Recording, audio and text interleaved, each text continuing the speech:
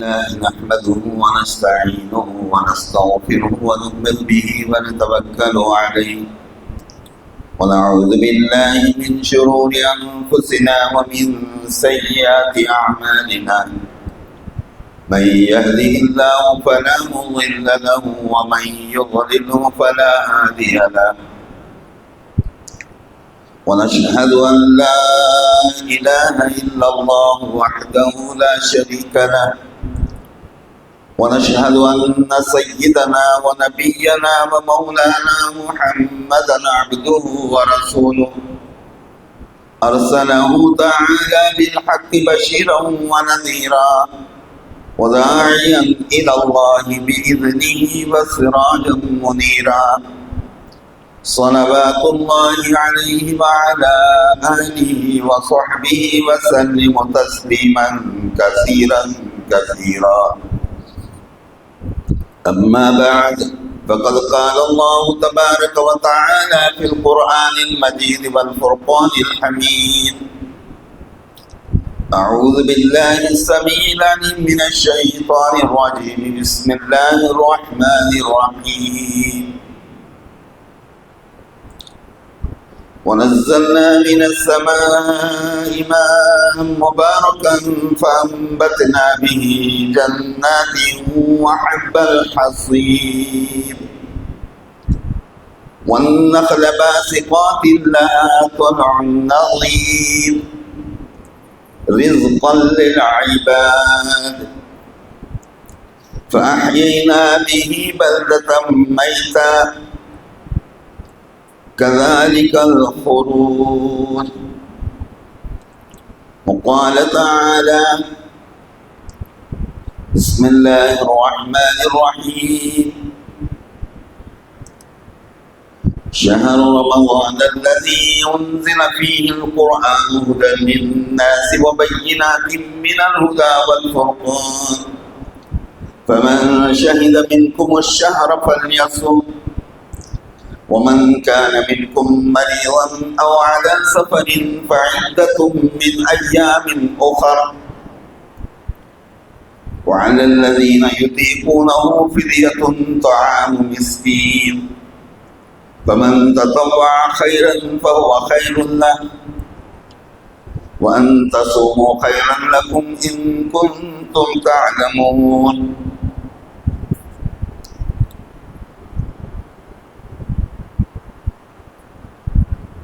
بزرگوں،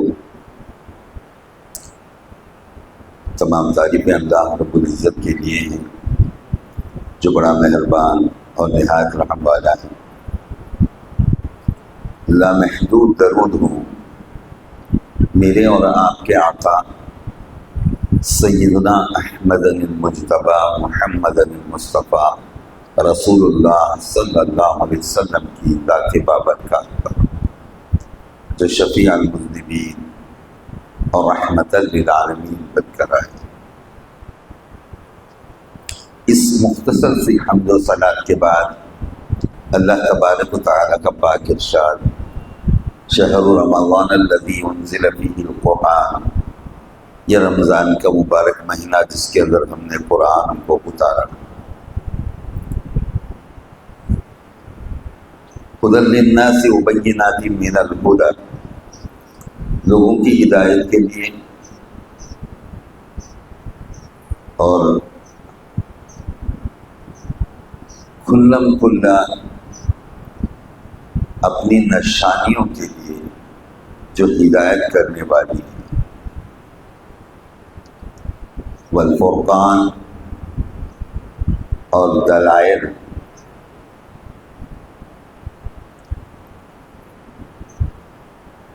فمن شہد منکم الشہر فلیصم، جو کوئی اس رمضان کے مہینے کو پائے تو اسے چاہیے کہ وہ روزہ رکھے، ومن کان منکم مریضا او علی سفر فعدۃ من ایام اخر، اگر کوئی تمہیں بیمار ہے یا مسافر ہے، سفر کی حالت میں ہے، تو اسے چاہیے کہ وہ بعد کے دنوں میں روزہ پورا کر لے۔ وعلی الذین یطیقونہ فدیۃ طعام مسکین، اور اس کے بدلے میں کسی ایک غریب کو کھانا کھلا دے۔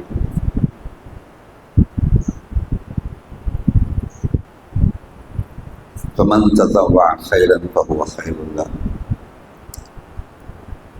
جو کوئی خوشی سے کرتا ہے کام وہ اس کے لیے بہتر ہوتا ہے۔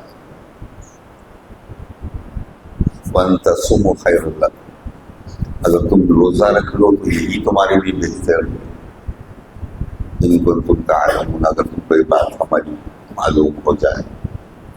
تو معزز سامعین کرام، یہ رمضان مبارک کا یہ مبارک مہینہ ہے جس کے اندر روزوں کی فضیلت کو بیان کیا جاتا ہے، اور ایک پورا ماہ، ایک پورا مہینہ الحمدللہ اللہ جس کو توفیق دیتا ہے وہ رمضان کے مبارک مہینے میں روزہ رکھتا ہے اور اللہ تعالیٰ کو منانے کا کام کرتا ہے، راضی کرنے کا کام کرتا ہے، کیونکہ اس کے اندر اللہ تعالیٰ نے بے شمار لوگوں کو معاف کرنے کی بات کی ہے، اور بعض بدنصیب وہ لوگ ہیں جو دائم الخمر، ہمیشہ نشے کی شراب میں دھت رہنے والے، یا کبائر، بعض وہ بڑے بڑے گناہ جس سے آدمی بچتا نہیں چاہتا، جس کے اندر ملوث ہو گیا، تو رمضان مبارک کا مبارک مہینہ آنے کے باوجود اس بدنصیب کی مغفرت نہیں ہوتی۔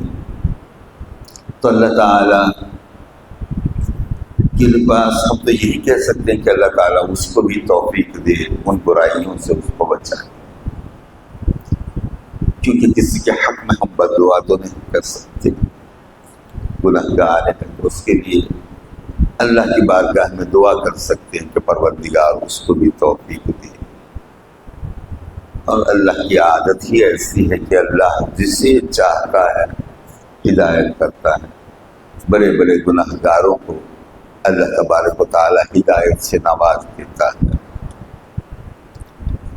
تو معزز سامعین کرام، اب رہی بات اس مبارک مہینے کی، اس کو ہم نے بہت کم سمجھا، جبکہ احادیث کے اندر بے شمار باتیں اس کی فضیلت کی بتائی گئی، اس کے 3 حصے کر دیے گئے، ایک رحمت والا حصہ، ایک مغفرت والا حصہ، یہ آگ سے خلاصی کا حصہ جس کے اندر پروانہ دیا جائے انسان کے ہاتھ میں، ثبوت اس کے ہاتھ میں دے دیا جائے کہ جب اللہ تعالیٰ نے تجھے آگ سے بچا لیا۔ یہ وہ مبارک مہینہ ہے۔ اس مبارک مہینے کے اندر ہمدردی بہت ضروری ہے۔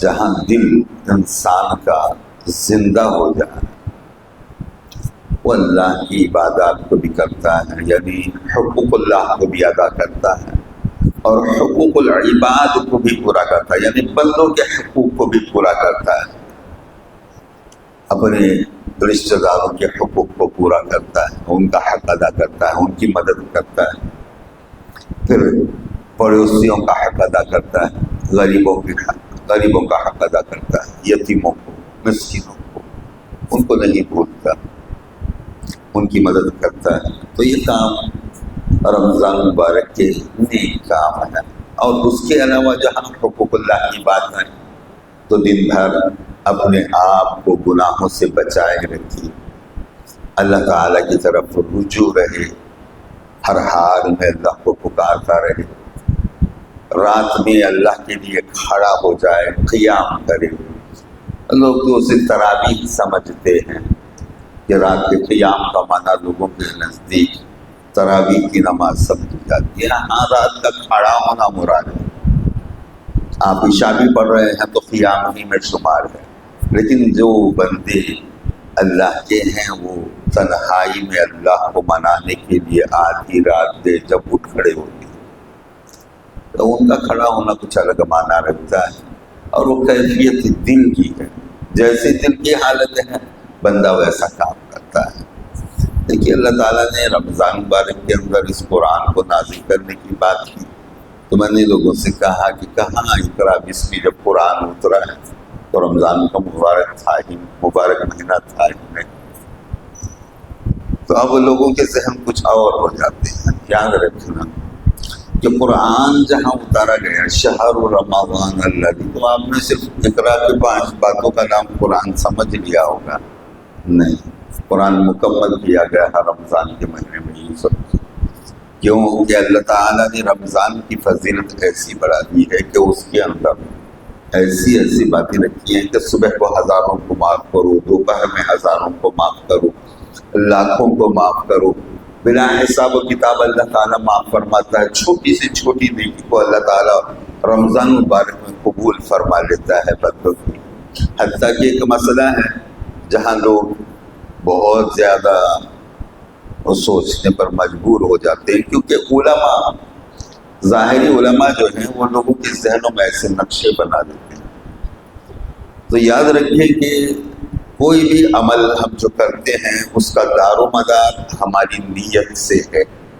اگر ہماری نیت اچھی ہے تو وہ عمل اللہ کی بارگاہ میں مقبول ہوتا ہے۔ عمل اگر ہماری نیت اچھی نہیں تو وہ عمل رائگاں جاتا ہے، ہر مسلمان جاتا ہے۔ یاد رکھیں کہ اگر کوئی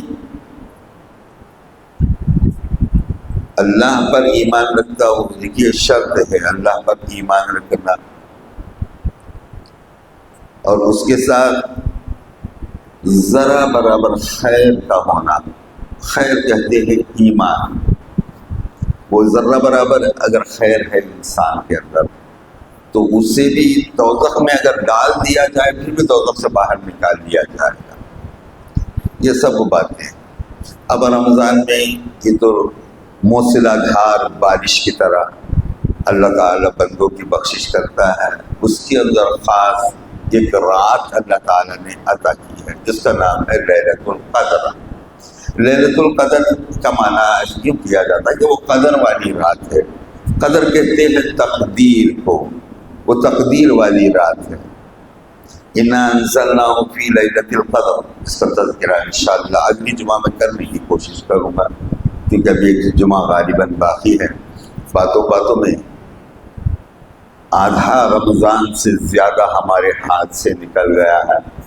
ان دنوں میں ہم نے کیا کر لیا دیکھی، کیونکہ ابتدائی میں نے آپ لوگوں کے سامنے اس کا تذکرہ کیا کہ ہم زبان سے بات چیت کرتے رہ جاتے ہیں کہ رمضان رمضان رمضان آیا، رمضان چلا گیا، رمضان آیا، رمضان چلا گیا۔ تو میں نے اسی وقت آپ لوگوں کی توجہ اللہ کی طرف پھیر کوشش کی کہ آپ اس مبارک رمضان میں تو اللہ کو راضی کروا دو، کچھ ایسے کام کرو کہ اللہ مان جائے، اللہ آپ سے راضی ہو جائے، اللہ آپ کی مغفرت کر دے۔ کیونکہ آپ دیکھ رہے ہیں کہ دنیا بھر کے لوگ آج کل عدل اعلان یہ بات کہہ رہے ہیں کہ 24 سال ہے، یہ آخری سال ہے، یہ قیامت کا سال ہے، دجال آنے کا سال ہے، امام مہدی کے تشریف لانے کا سال ہے، گائے کو ذبح کرنے کا سال ہے، یہ پوری قیامت کی نشانیاں پوری ہونے کا سال ہے۔ اگلے سال رمضان کسی کو میسر آئے یا نہ آئے کوئی نہیں جانتا۔ تو اللہ کے بندو، قیامت وہ آئے گی، آ کر رہے گی، اور قیامت کے بارے میں صرف اتنا ذہن میں رکھو، وہ اللہ کا ایک کام ہے۔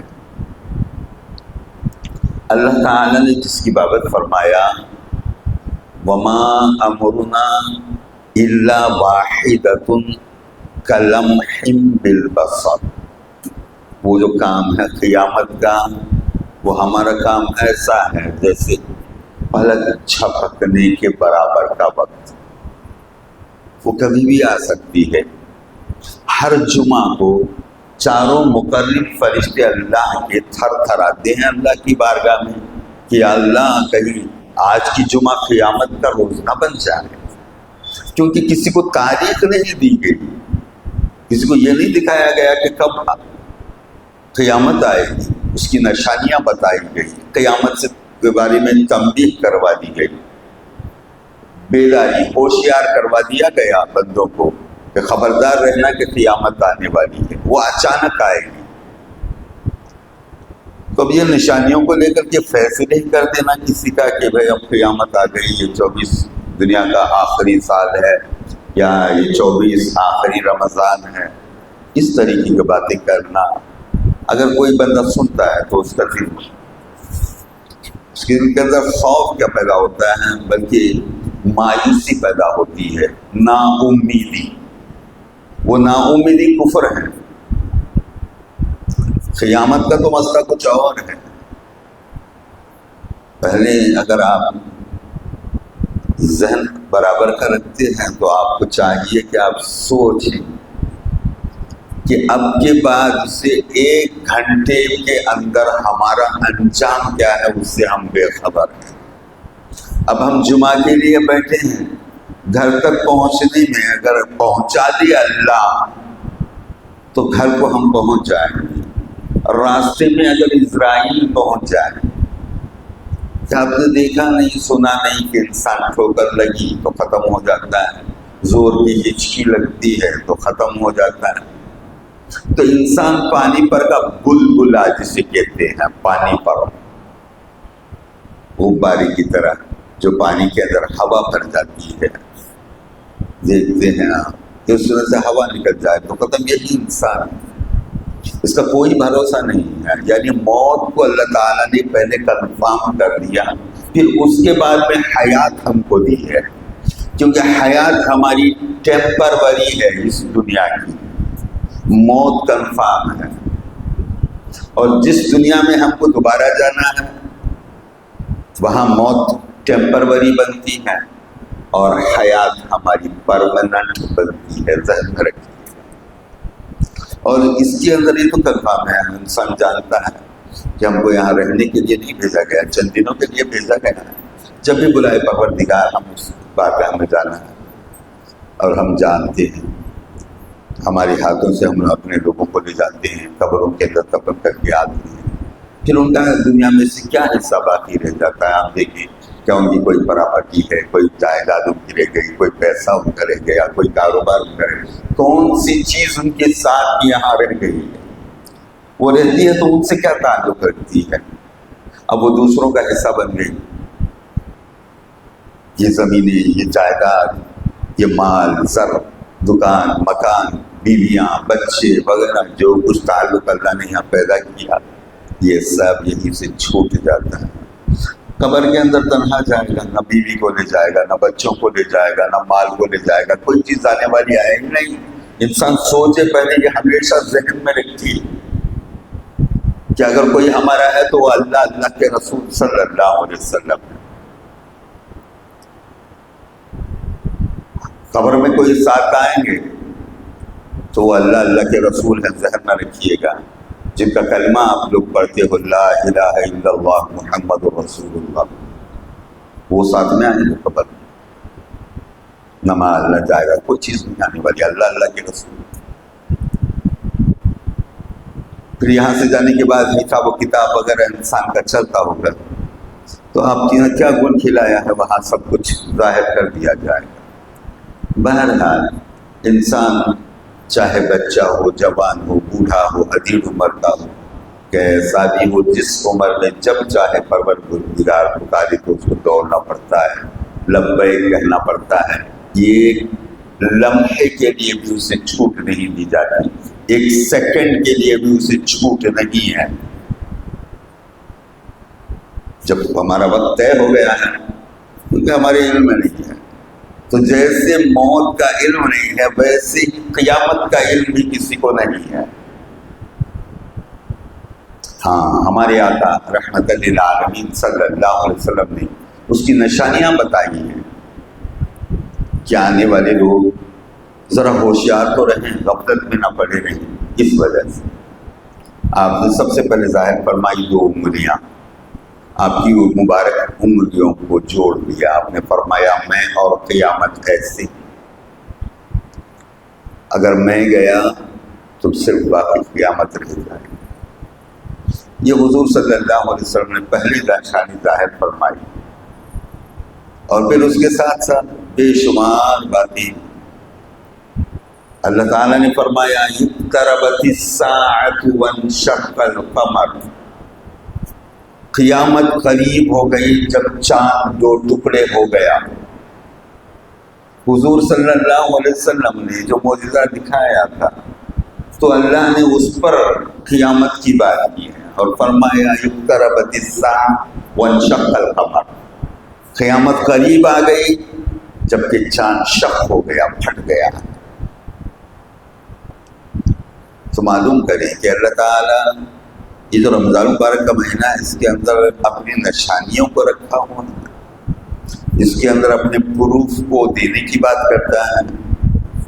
حضور صلی اللہ علیہ وسلم نے اس کی تفصیل فرمائی ہے کہ 10 دن ہیں، ان 10 دنوں میں الگ الگ باتیں اللہ تعالیٰ کی طرف سے لوگوں کو ملتی ہیں. اللہ تعالیٰ کے خزانوں سے اللہ تعالیٰ خزانے کھول کر کے بندوں پر گویا خرچ کر رہا ہے کوئی لینے والا. تو معزز سامعین کرام، اس رمضان مبارک کے اندر ہم صرف صبح سے شام تک بھوکا رہ جائیں، اس سے کیا مطلب ہے؟ ذہن میں رکھیے گا کہ اللہ کے ذکر کو بھلا دینے والا شیطان ہے. اللہ کے بات سے ہم کو غافل کروا دینے والا شیطان ہے. استحوذ علیہم الشیطان فانساہم ذکر اللہ. ایسے لوگوں کے پاس بھی مت بیٹھو جو شیطنت کرتے ہیں یا شیطان کے بھائی ہیں، جو اللہ سے غفلت میں لے جانے والے ہیں یا اللہ کے ذکر کو بھلا دینے والے ہیں. تو ایسے لوگوں کی صحبت سے بھی بچنے کا حکم ہے. استحوذ علیہم الشیطان. کسی کے اوپر شیطان مسلط ہو گیا ہے، اس سے پناہ مانگو، اللہ تعالیٰ سے بچو، اللہ تعالیٰ کی بارگاہ میں پناہ مانگو کہ اللہ اس کی صحبت سے مجھے بچا لے. پروردگار استحوذ علیہم الشیطان فانساہم ذکر اللہ. وہ تو بھلا دیتا ہے اللہ کے ذکر کو تم سے.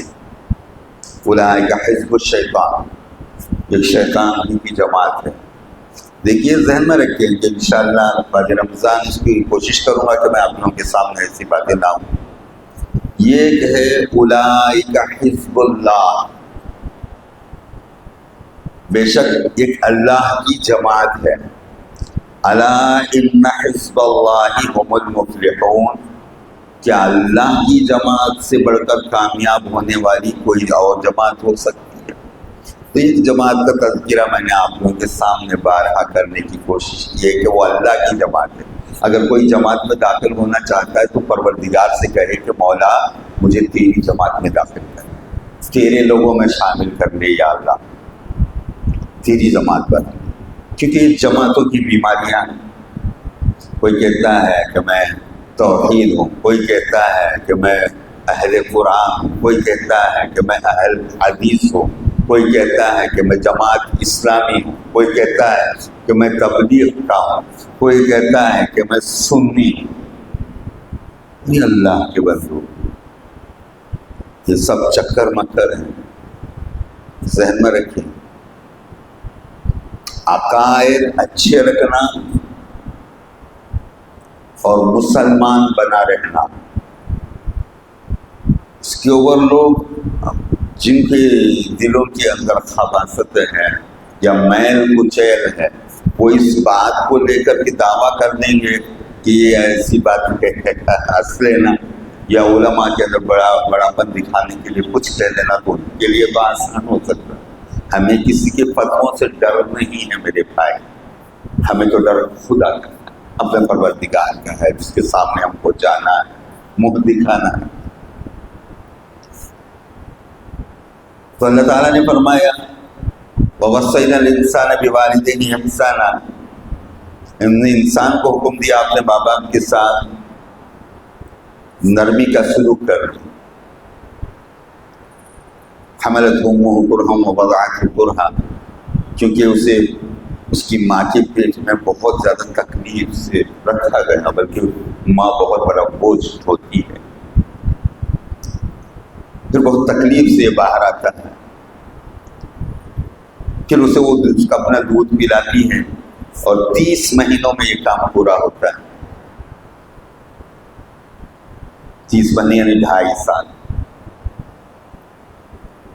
وحمله وفصاله 30 شهرا حتى اذا بلغ اشده وبلغ 40 سنة، حتیٰ کہ وہ جوان ہوا. آپ جانتے ہیں جوان کس عمر کو کہا جاتا ہے؟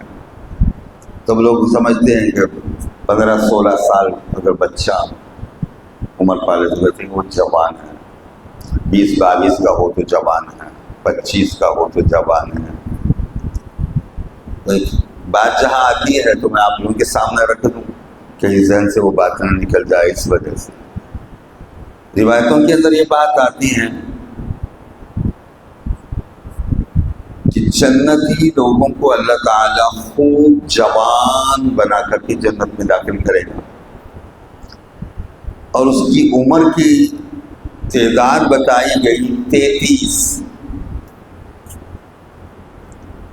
30 پر 3 سال، 33 برس کی عمر کے ہر کوئی ہو جائے گا، چاہے مرد ہو کیا عورت، جوان رہیں گی اس طریقے سے. تو اب یہاں پر ہم کو سمجھانے کے لیے 33 برس ظاہر کیے گئے ہیں، اور کوئی یہ فیصلہ نہیں کر سکتا کہ جنت میں 33 برس کی عمر کتنی ہوتی ہے. بہرحال ہم لوگوں کو سمجھنے کے لیے کہ 33 برس کی عمر میں آدمی جوان ہوتا ہے، حتیٰ کہ خوب جوان ہوتا ہے. جسے اللہ تعالیٰ نے قرآن مجید میں فرمایا حتیٰ اذا بلغ اشدہ وبلغ 40 سنہ، وہ جوان ہو گیا، خوب جوان ہوا 40 سال میں. تو آج بچوں کے ذہنوں کے اندر یہ نقشہ ہوتا ہے کہ بچے سوچتے ہیں کہ میں بڑا آدمی ہوں، بڑا جوان ہوں، بڑا حوصلہ مند ہوں. تو وہ بھی معلوم کر رہے ہیں کہ آپ کی عمریں جب وہاں سے گزر کے آئیں گی تو 33 سال میں آپ جوان ہوں گے، اور 40 سال آپ کے لگنے میں 7 برس جو باقی رہتے ہیں اس کے اندر آپ کے ہوش حواس ٹھکانے پر آئیں گے تو آپ خوب جوان ہو جائیں گے. جیسے اللہ تعالیٰ نے فرمایا حتیٰ اذا بلغ اشدہ وبلغ 40 سنہ قال رب اوزعنی ان اشکر نعمتک التی انعمت علی. جب وہ 40 سال کا ہو گیا تو اپنے احسانات جو اللہ تعالیٰ نے اس پر کیے ہیں اس کو گنتا ہے اور کہتا ہے کہ پروردگار میرے اوپر تو نے جو انعام کیا، مجھے اچھی حیات دی، مجھے مسلمانوں میں پیدا کیا، مجھے اسلام کی توفیق دی، مجھے ہدایت دی، یہ سب بات اس کو سمجھ میں آتی ہے. وہ دعا کرتا ہے مجھے اور میرے ماں باپ کے اوپر تو نے جو انعام کیے ہیں ان کا میں شکریہ ادا کرتا ہوں پروردگار. ان اشکر نعمتک التی انعمت علی وعلی والدی وان اعمل صالحا، اور مجھے نیکیوں کی توفیق تو دے دی ہے تو میں نیکیاں کر رہا ہوں پروردگار، یا نیکیوں کی توفیق مجھ کو اور عطا فرما، ترضا ہو جسے تو راضی ہو جائے. واصلح لی فی ذریتی، اور میری خاطر میری ذریت ہے، میری جو اولاد ہے نا پروردگار اس کے اوپر رحم کر یا اللہ، اس کو بھی نیکیوں کی توفیق دے یا اللہ. یہ دعا ہے اس آیت کے اندر. انی تبت الیک، میں توبہ کرتا ہوں تیری بارگاہ میں. وانی من المسلمین، اور میں مسلمانوں میں سے ہوں یا اللہ. تو اللہ تعالیٰ فرماتا ہے اولئک الذین نتقبل عنہم احسن ما عملوا، ہم ایسے ہی لوگوں کی نیکیوں کو قبول کرتے ہیں. ونتجاوز عن سیئاتہم، اور ان کے گناہوں کو بھی معاف کر دیتے ہیں. فی اصحاب الجنہ، جنتیوں کے اندر ان کا نام ہم لکھ دیتے ہیں. وعد الصدق الذی کانوا یوعدون، یہ سچا وعدہ ہے اللہ تعالیٰ جو ان کے ساتھ کر رہا ہے. تو ماں باپ کا دل دکھا رہا ہے رمضان کے اندر، اولاد ہو کر کے ماں باپ کا دل دکھا رہا ہے، اور ماں باپ جو ہے بچوں کے اوپر بہت زیادہ جبر کر رہی ہے، یا کچھ بھی ہو. یہ سب جو فسادات ہیں دنیا کی، یہ تمام فسادات کے اندر ملوث رہتے ہوئے ہم اپنے روزوں کو بیکار کرتے ہیں، ہم اپنے عقائد کو بیکار کرتے ہیں، لوگوں کی باتیں سنتے ہیں، علماء کی باتیں سنتے ہیں تو ہمارا ذہن خراب ہوتا ہے اور ہم اپنے عقائد کو خراب کر لیتے ہیں. کوئی سکھلاتا ہے، دیکھا نہیں آپ نے کہ کوئی طبقہ ہوتا ہے کہتا ہے کہ تم بتیاں جلاؤ تو شرک ہو جائے گا، تم عطر مل لو تو شرک ہو جائے گا. یا الفاتحہ کہہ لے تو شرک ہو جائے گا. کتنے قسم کے شرک ان لوگوں نے نئے نئے نکال لیے جو دین کے اندر بہت بڑی بدعت ہے. جو ان کے فیصلے ہیں یہ دین کے اندر سب سے بڑی بدعت ہے. وہ کل بدعت ضلالہ یہی ہے کہ دین کے اندر نئی بات تو ان لوگوں نے پیش کی. حضور علیہ الصلوۃ والسلام نے فرمایا کہ میری امت سے مجھے خدشہ نہیں، ڈر نہیں کہ وہ شرک کریں گے. شرک سے تو کبھی بھی نکل گیا آدمی. آپ شرک لگا رہے ہو بھی، آپ جانتے ہو شرک کیا ہے؟ تو اللہ کے برابر کسی کو کرنے کا نام شرک ہے. ارے ہر مسلمان جو کلمہ پڑھتا ہے اسے یہ کلمہ پڑھا دیا جاتا ہے، لا الہ الا اللہ وحدہ لا شریک لہ. کہتا ہے وہ اپنی زبان سے کہ میں اللہ کو، اس اللہ پر ایمان رکھتا ہوں جس کا کوئی شریک ہے ہی نہیں. تو یہ عقیدہ دل سے اگر برابر کر رکھے آدمی تو وہ شرک سے بچتا ہے. اگر شرک کے بارے میں کوئی اتنی ہی بڑی جانکاری دینا چاہتا ہے تو شرک کو اگر وہ سمجھنا چاہے تو اپنی طرف سے کچھ باتیں میں آپ لوگوں کے سامنے رکھوں. اللہ تعالیٰ نے فرمایا میں سر کا جاننے والا اور اخفا کا جاننے والا ہوں. سر کہتے ہیں چھپی ہوئے راز کو، بھید کو. وہ اخفا اس سے بھی بڑھ کر کے کسی چیز کو چھپا لیا جائے. راز جو ہے کسی دن فاش بھی ہو جاتا ہے، لیکن جو چھپا لیا جاتا ہے وہ کبھی فاش نہیں ہوتا، ظاہر نہیں ہوتا. تو اللہ تعالیٰ جو سر اور اخفا بتانا ہے وہ اس کے اندر بھی شرک ہے. اگر آپ شرک کو تلاش کرنا چاہیں تو آپ اپنے نفسوں کے اندر تلاش کریں کہ آپ کے کس نفس نے کس حد تک شرک کیا ہے.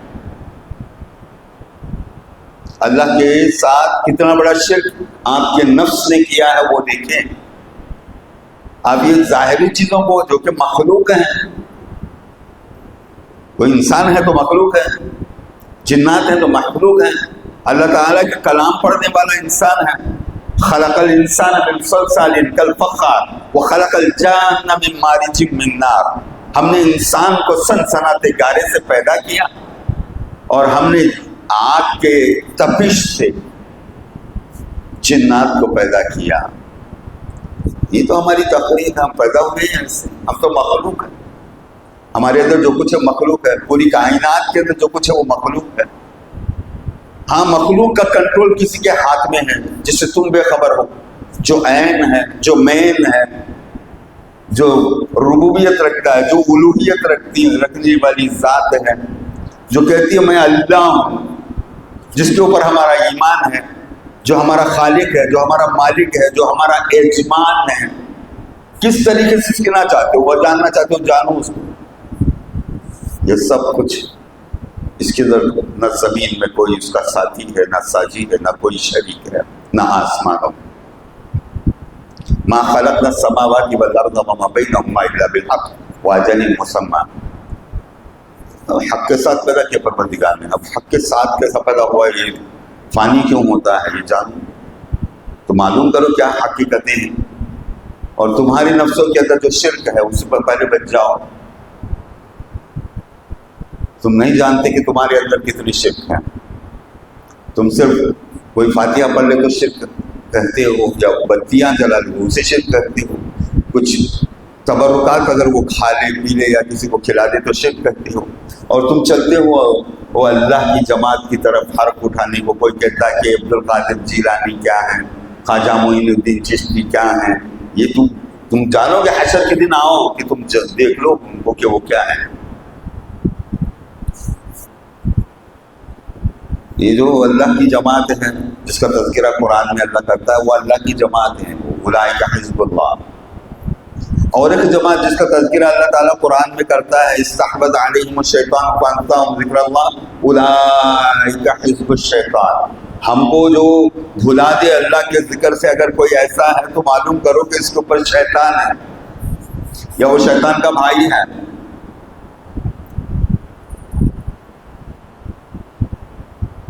بچو اس سے.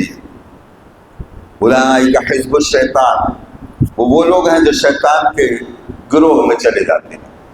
تو بعض لوگ وہ ہیں کہ مرنے کے بعد بھی جن کی روحیں آسمانوں کے اوپر نہیں جاتی ہیں، ذہن میں رکھیے گا، ایمان والوں کی روح آسمانوں کے اوپر جاتی ہے، ساتوں آسمانوں کے اوپر جاتی ہے، اللہ کی بارگاہ میں پہنچتی ہے، پھر سوال جواب اللہ کی طرف سے ہوتا ہے کہ کس کی روح لائے ہو. تو اگر وہ اچھی روح ہے تو فرشتے اس کا اچھا سے اچھا نام لے کر کہتے ہیں کہ فلاں نیک بندے کی روح لائے ہیں مولا. تو اللہ تعالیٰ فرماتا بے شک تم نے سچ کہا، اسے اعلیٰ علیین میں لکھ دو اور پھر اسے وہیں پر پہنچا دو جہاں سے تم اسے لائے ہو، کیونکہ میں نے انسان کو مٹی سے پیدا کیا، زمین سے بنایا، پھر اس کو اسی میں رہنا ہے، پھر اسی سے دوبارہ اسے واپس نکالوں گا. یہ احادیث کے الفاظ کو سمجھو. پھر اس کے بعد حضور صلی اللہ علیہ وسلم نے بھی فرمایا کہ بعض وہ لوگ ہیں جو کافر ہیں، مشرک ہیں، منافق ہیں، تو ان لوگوں کی روح کو لے کر کے جب فرشتے جاتے ہیں، جن کو جبراً ان کی روح کو نکالا جاتا ہے گندے ٹاٹ کے اندر، دوزخ سے لایا ہوا ایک ٹاٹ کا ٹکڑا جو بدبودار ہے، خدا کی قسم اس میں سے ایک ذرہ سمندر کے اندر پڑے تو سارا سمندر کا پانی سڑ جائے گا اور پوری زمین کا پانی سڑ جائے گا.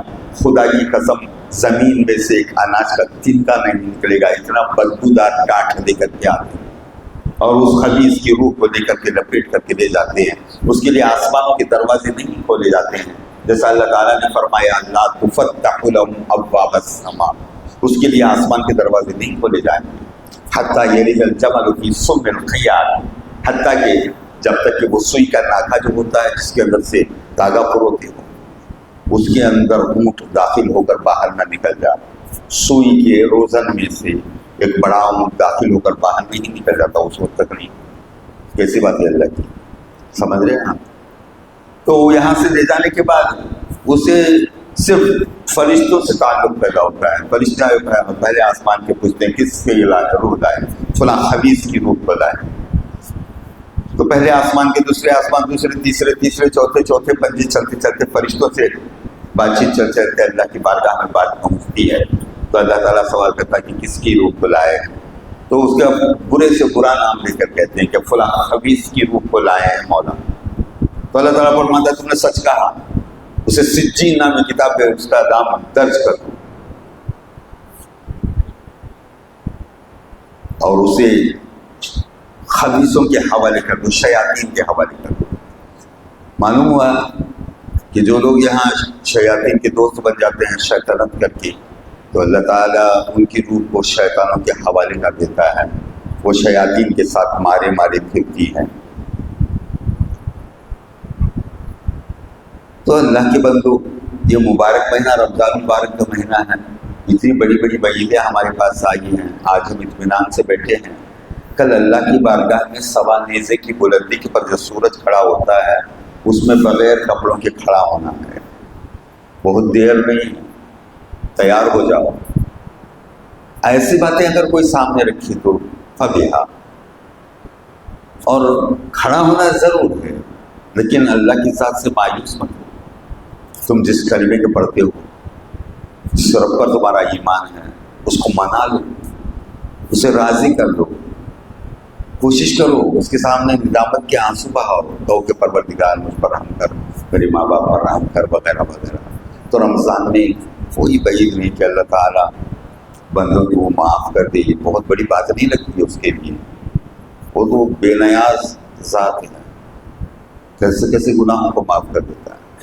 لیکن اس رمضان میں بھی بعض بدبختوں کی، جیسا میں نے شروع میں کہا، کہ ان کی مغفرت نہیں ہوتی ہے، تو ان کی بدنصیبی کی بات ہے کہ وہ خباثت میں ہی رہے. رمضان کا ان کو کوئی تعلق نہیں. دیکھیے حضرت عمر رضی اللہ تعالیٰ عنہ کا ایک واقعہ آتا ہے. حضرت عمر رضی اللہ تعالیٰ رمضان کے مبارک مہینے میں باہر نکلے ہیں گھر سے، تو دیکھا کہ کوئی شراب پی کر کے آ رہا ہے. تو ان کے دورہ وہ امیر المؤمنین بنے ہیں، وہ خلیفہ ہیں. تو گھر کے اندر گئے، انہوں نے کوڑا لیا، آ کر خوب اس کو مارنا شروع کیا اور کہنے لگے کمبخت، شرم نہیں آتی، ہمارے گھر کے چھوٹے چھوٹے بچے تک روتا رہتے ہیں، تو یہ رمضان میں بھی ایسا کام کرتا ہے. یاد رکھیں، سمجھنے کی باتیں ہیں. آپ وہ کام نہ کر بیٹھے. وہ حضرت عمر کا معاملہ ہے. وہ امیر المومنین تھے تو ان کا کام تھا کسی کو مارنا، کسی کو برابر کرنا۔ اگر آج ہم وہ کام کر رہے ہیں تو ہم کہیں کہ نہیں کہیں گے اللہ عبادت کریں۔ مطلب یہ ہے کہ رمضان مبارک کے اندر اس زمانے میں بھی کوئی مردود ایسا تھا جو شراب پی کر کے حضرت عمر رضی اللہ تعالیٰ عنہ کے سامنے سے گزر رہا تھا، تو حضرت عمر رضی اللہ تعالیٰ عنہ نے اسے سزا دی، اور آپ نے جو سمجھایا وہ بات سمجھنے کی ہے کہ ہمارے گھر کے بچے تک روزے رہتے ہیں، تو گھروں میں بچے وغیرہ ان کو جو روزوں کی عادت کروائی جاتی ہے صحیح ہے، لیکن بہت ناتوان بچے یا کمزور بچے ہیں تو ان کے اوپر آپ نہ آزمائیں روزے کو، تو بہتر ہے کوشش کریں کہ بچوں کو ایک آدھ روزہ رکھوا لیا کریں۔ جیسے لوگوں کا خیال ہوتا ہے 7 سال کے ہو تو روزہ ہو جاتا ہے، 8 سال کا ہو تو روزہ ہو جاتا ہے، ایسا نہیں۔ رمضان کے جو روزے ہیں اللہ تعالیٰ نے ایمان والوں پر جو فرض کیے ہیں تو اسے ہر عمل کے بارے میں وہ سن بلوغ کو پہنچنے تک کے لیے اسے درگزر کیا جاتا ہے۔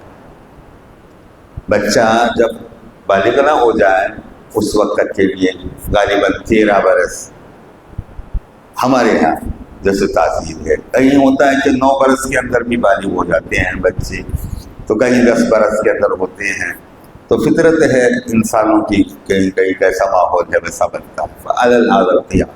ان باتوں میں نہ جائیں، لیکن بچوں کو کم از کم نماز کو ضرور لائیں، روزے کا جبر نہ کریں۔ بچے انشاءاللہ چلتے چلتے آپ کو روزے میں پائیں گے تو ان کے دلوں میں اللہ تعالیٰ خواہش ڈال دے گا، وہ بھی روزہ رکھیں گے۔ آپ نماز کی پابندی کریں اور نماز کو بھی آئیں۔ رمضان مبارک کے مہینے میں بھی دیکھیں، یہ مبارک مہینہ آ گیا، اس میں اللہ کو راضی کرنا سب کچھ کرنا ہے، لیکن مسجدیں خالی کیوں مسجدیں خالی ہیں بتائیں نا آپ۔ جو غیر رمضان میں جیسے مسجدیں خالی ہوتی تھیں وہی حال ابھی بھی ہے۔ کیا لوگ یہ سمجھتے ہیں کہ رمضان میں پوری مسجد بھر جاتی ہے؟ جاؤ جا کر دیکھو بڑی بڑی مساجد کو۔ نماز سے ہم کو کیا کرنا؟ بولو، پہلا فریضہ نماز ہے بھائی، 5واں فریضہ رمضان کے روزے، پہلا فرض ہمارے ہاتھ سے جا رہا ہے، ہم آخری پر ہیں ڈٹے ہوئے۔ اور روزے کا مطلب یہ نہیں کہ آپ بھوکا رہ کر کے اللہ کو دکھاؤ کہ میں بھوک اور پیاس سے رہتا ہوں، نہیں، آپ کو بھوکا پیاسا رکھنا پسند نہیں اللہ کو۔ ہاں، اللہ تعالیٰ آپ کو سمجھا رہا ہے کہ بھوک اور پیاس کیا ہوتی ہے۔ سامنے کوئی ایک بھوکا انسان آتا ہے تو آپ کو ذہن میں آ جائے کہ بھوک کیسے رہتی ہے، پیاس کس کا نام ہے۔ کوئی آئے آپ سے ہاتھ سوال کرے، کوئی کہے کہ میں بھوکا ہوں بھائی، کوئی پیاس کا اظہار کرے کہ میں پانی پلاؤ، بہت پیاس لگ رہی ہے، تو پیاس جسے کہتے ہیں، وہ بھوک جسے کہتے ہیں، وہ آپ کے علم میں آ جائے، اور اس حالت میں خود آدمی بھوکا ہے، دوسروں کو کھلانے کا کیسا بنتا ہے یہ معلوم کرنا ہے۔ وہ حدیث بھی گزرتا ہے، پہلا ترجمہ بھی میں نے آپ لوگوں کے سامنے رکھ دی کہ ایمان والے جسے کہتے ہیں وہ حقوق العباد یعنی اپنے بھائی کا حق کس طریقے سے ادا کرتے ہیں۔ تو معروف باتیں ہیں، ہر مسجد میں تو یہ بات پڑھی جاتی ہے، سکھائی جاتی ہے، بولی جاتی ہے، وہ واقعات بیان کیے جاتے ہیں کہ جنگ کا موقع ہے، کوئی پکار رہا ہے پیاسا ہوں، پانی لے کر کے دوڑا گیا، پانی لے کر کے پلانے کے لیے دوڑ رہا ہے کوئی، جب جا کر کے دیکھ رہا ہے تو دوسری کی آواز آ رہی ہے، تو یہ پہلے والا کہتا ہے کہ پہلے اس کو پانی پلا دو، پھر وہ وہاں دوڑتا ہے، پھر تیسری کی آواز آتی ہے تو وہ دوسرا کہتا ہے کہ پہلے اس کو پانی پلاؤ۔ ارے پانی لے کر کے پلانے والا گھوم رہا ہے اور وہ جامع شہادت نوش کر رہے ہیں، وہ پہلا والا جو تیسرا تھا وہ بھی چلا گیا، پھر دوسرے والے کے پاس واپس آئے تو وہ بھی چلا گیا، پہلے والے کے پاس آئے تو وہ بھی چلا گیا۔ ارے اس حال میں بھی اپنے بھائی کا خیال کرنا، کیا ہم لوگ اتنی بڑی بڑی باتیں کرتے ہیں کہ ہمارا ایمان نہیں ہے، ہمارا ضمیر زندہ نہیں ہے، ہم کر کیا رہے ہیں؟ ارے رمضان میں بھی یہی ہمارا حال ہے، یہی حال بنا لیا ہم نے، غیبت، تکبر، حسد، بغض، یہ سب بھرا ہی رہے گا رمضان میں بھی۔ میں نے شروع ہی میں آپ لوگوں کے سامنے تذکرہ کر دیا کہ رمضان مبارک دشمنی کرنے کا نہیں، سینے سے لگا کر کے عداوتوں کو دور کرنے کا مہینہ ہے۔ اگرچہ وہ آپ کو برائی کی نگاہ سے دیکھتا ہے تو وہ اس کے ساتھ ہے، آپ اس کو اچھائی کی نگاہ سے دیکھو، کیونکہ آپ کو آپ کا رب دیکھتا ہے، آپ کو آپ کا خدا دیکھتا ہے۔ کسی کے ساتھ اچھا سلوک کرو۔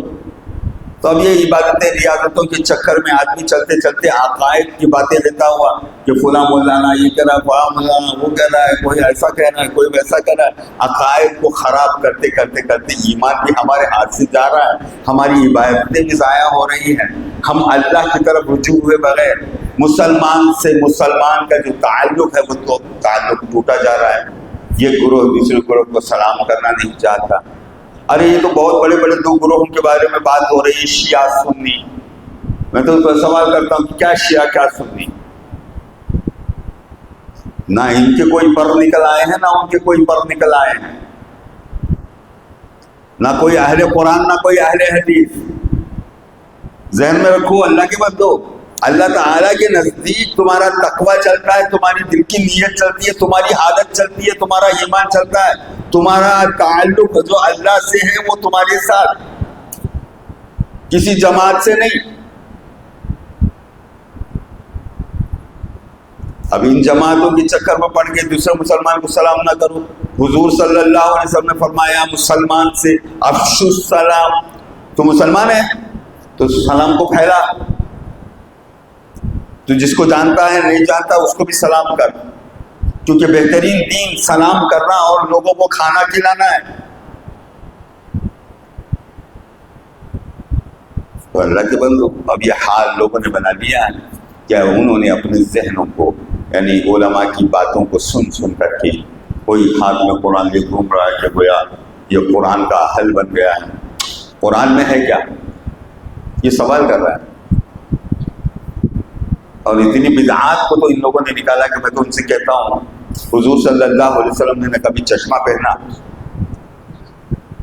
نہ کسی کو چشمہ پہننے کی بات کی۔ آپ لوگ جو چشمے پہنے ہو یہ بدعت ہے۔ آپ جو پتلون پہنتے ہو، آپ جو کرتے پہنتے ہو، آپ جو وضع خطا کرتے ہو، یہ کہاں حضور نے کیا؟ حضور نے کرنے کا حکم دیا آپ کو؟ یہ سب بدعت ہے۔ آپ کے گھر بدعتی گھر ہیں۔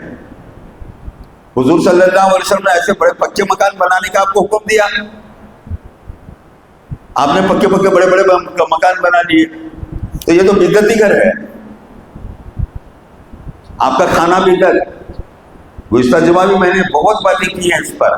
یہ اس لیے کہ سیدھے سادھے جو مسلمان ہیں وہ آج کل ٹی وی چینلوں کے اوپر ان کی نگاہ جمی رہتی ہے، اور وہ چینلوں سے وہ عکس کر رہے ہوتے ہیں کہ دیکھو بھائی فلاں مولانا یہ کہہ رہا ہے، فلاں مولانا وہ کہہ رہا ہے، فلاں مولانا وہ کہہ رہا ہے۔ ارے وہ مولانا ہے،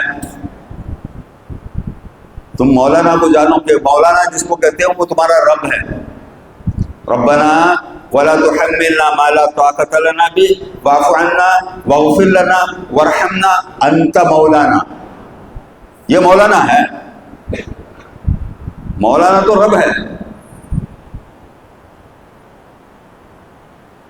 دیکھیے اللہ ایمان والوں کا مولا ہے، کافروں کا کوئی مولا نہیں۔ ذالک بأن اللہ مولا الذین آمنوا وأن الکافرین لا مولا لهم۔ بے شک اللہ ایمان والوں کا مولا ہے اور کافروں کا کوئی مولا نہیں۔ حضور صلی اللہ علیہ وسلم مولا ہے۔ یاد رکھیں، مولانا حضور کو کہیں، مولانا اللہ کو کہیں۔ ارے یہ آپ کے عقائد کو خراب کرنے والا یہ مولانا ہے۔ ان عقائد سے بچیں، اللہ کی بارگاہ میں دعا کرتے رہیں، حقوق ادا کرنے کی کوشش کریں۔ یہ تو حقوق اللہ ابھی ضائع ہمارے ہاتھ سے ہو رہا ہے۔ تو اللہ تعالیٰ کی ذات ایسی ہے کہ حقوق اللہ میں اگر کچھ کمی ہو تو اللہ تعالیٰ اس کو چھوڑ دے، لیکن حقوق العباد کو پکڑ لے گا۔ بندے کا حق بندہ ادا نہیں کیا تو اللہ تعالیٰ اس کو ضرور پکڑ لے گا۔ اس وجہ سے یاد رکھیں کہ بندے ہمارے ماں باپ ہیں، بندے ہماری اولاد ہے، بندے ہماری بیوی آ جاتی ہے، بندوں میں ہمارا پڑوسی آتا ہے، بندوں میں یتیم آتا ہے، غریب آتا ہے، مسکین آتا ہے۔ ارے پورے رمضان میں ذرا ناپ کے تو دیکھنا کہ ہم نے 17-18 دن پورے کر لیے ہیں گویا رمضان کے، اس کے اندر ہمارے ہاتھ میں کیا لگا، ہم نے کیا کیا کیا ہے، اللہ کو کیا راضی کر لیا؟ ارے بخیلی میں تو مت پوچھو، حضور صلی اللہ علیہ وسلم کی پہلی سنت آپ سے چلی گئی۔ رمضان مبارک کا مہینہ آتا تو سنو، حضور صلی اللہ علیہ وسلم بے پناہ سخاوت کرتے۔ ارے اب حضور کا ماننے والا، حضور کی سنت کو اپنانے والا کنجوس، بخیل، یہ بری بات لگ رہی ہے نا بات مسلمانوں کو؟ اگر آپ مسلمان ہیں تو آپ کو بری نہیں لگی، کیوں کہ مسلمان وہ ہے جو اللہ کے رسول کی بات کو پہلے مانتا ہے۔ ہاں، ہم سے جو کوتاہیاں ہوئی ہیں اس کو بیدار کیا جا رہا ہے، ایسا خیال کرے گا تو مسلمان۔ اگر آپ کو بہت زیادہ چبھ رہی ہے یہ بات کہ کنجوس کہیں، بخیلی کہیں، تو انہیں آپ رکھ لیں، کیونکہ اللہ تعالیٰ نے فرمایا کہ بخیل ہے تو خود اپنے نفس سے بخیل ہے، واللہ الغنی، اللہ تو غنی ہے۔ تو معزز سامعین کرام، وللہ میراث السماوات والارض، میں نے اتنی کھلی باتیں لوگوں کے سامنے رکھ دی ہیں کہ اس کے اوپر بھی پھر کچھ کہوں تو مجھے کچھ شرم آتی ہے۔ معلوم کریں کہ کوئی نہ ہمارا مکان ہماری خبر میں آنے والا ہے، نہ ہمارے پیسے ہمارے خبر میں آنے والے ہیں، نہ ہماری بیوی ہمارے ساتھ خبر میں آئے گی، نہ ہمارے بچے ہمارے ساتھ خبر میں آئیں گے، نہ ہمارا کاروبار ہمارے خبر میں آئے گا۔ یہ کنفرم کر لو۔ پھر اتنی مبارک چیزوں کو دیکھو، یہ پاکیزہ چیزیں، بہت دل کو کور کر دینے والی چیزیں، بہت پیار کرتے ہو نا اس سے، یہ دیکھ لو کون سی چیز تمہارے ساتھ آنے والی ہے۔ اگر کوئی ساتھ آنے والی ہے تو میں نے آپ لوگوں کو اشارہ کر دیا، لا الہ الا اللہ محمد رسول اللہ۔ یہ آپ کے ساتھ، جب آپ پیدا نہیں ہوئے تب بھی وہ ساتھ، جب آپ کو پیدا کیا گیا تب بھی وہ آپ کے ساتھ، جب آپ کو مارا جائے تب بھی وہ آپ کے ساتھ، آپ کے جب اٹھایا جائے قبروں میں سے تب بھی وہ آپ کے ساتھ۔ یہ وہ کلمہ ہے لا الہ الا اللہ محمد رسول اللہ، جو ساتھ ساتھ رہتا ہے۔ خبردار ہو جاؤ۔ اور چند دن جو ہیں اس کے اندر تعاقراتیں وغیرہ بھی آتی ہیں۔ 5 تعاقراتوں میں لیلۃ القدر کو تلاش کرنے کا حکم دیا گیا ہے۔ تو کون ہے اعتکاف کرنے والے کی بات کیا کروں میں؟ اللہ کے گھر میں اعتکاف کرنا، رکنا اللہ کے لیے، وہ تو دور کی بات ہے، اس کی پاؤں میں چکر ہے، گھومتا رہتا ہے۔ اور دوسری بات یہ ہے کہ انسان اپنے آپ کو کنٹرول کرنا نہیں چاہتا ہے اور اپنی مرضی سے زندگی بسر کرنا چاہتا ہے۔ تو یاد رکھیں، چاہے وہ آپ ہوں کہ ہم، جو بھی اپنی مرضی کا مالک بنتا ہے تو اللہ اس کو پسند نہیں کرتا ہے، کیونکہ ہم سب کا مالک اللہ ہے۔ ہمارے مختار ہم نہیں ہیں، ہمارے مالک ہم نہیں ہیں۔ اگر کوئی ہمارا مالک و مختار ہے تو وہ ہمارا پروردگار ہے، جس کے قبضے میں ہماری سانسیں ہیں۔ چند دن جو اور رمضان کے ملے ہیں، کوشش تو کرے بھائی کہ اللہ کو منا لیں، راضی کر لیں، ماں باپ کے سامنے اپنے کانتوں کو جھکائے رکھیں اگر ماں باپ ہیں۔ اگر ماں باپ نہیں ہیں تو ان کے لیے دعائے مغفرت کریں، ان کے لیے کچھ ایصال ثواب کریں، کچھ بھی نیکی کا کام کریں۔ رمضان مبارک کا مہینہ ہے، کچھ بھی کریں۔ حتیٰ کہ کوئی روزہ دار کو افطاری کراتا ہے، اگرچہ کہ ایک کھجور صحیح، اتنا واقع ہے کہ اس کے پاس کوئی چیز نہیں ہے، اسے کھجور میسر آتا ہے۔ کھجور صحیح کا مطلب جو صاحب حیثیت ہے وہ نہ لے لے۔ یہ کھجور کا معنی سنتے ہی کھجور نہ، یہ کیا 100 کھلا دیں؟ ارے تو جتنا خرچ کرتا وہ اللہ جانتا ہے۔ یاد رکھے کہ جس کے پاس کوئی چیز میسر نہیں سوائے کھجور کے، وہ ایک کھجور کسی روزدار کو کھلائے تو اس کو یہ پورے روزے کا ثواب اللہ دیتا ہے۔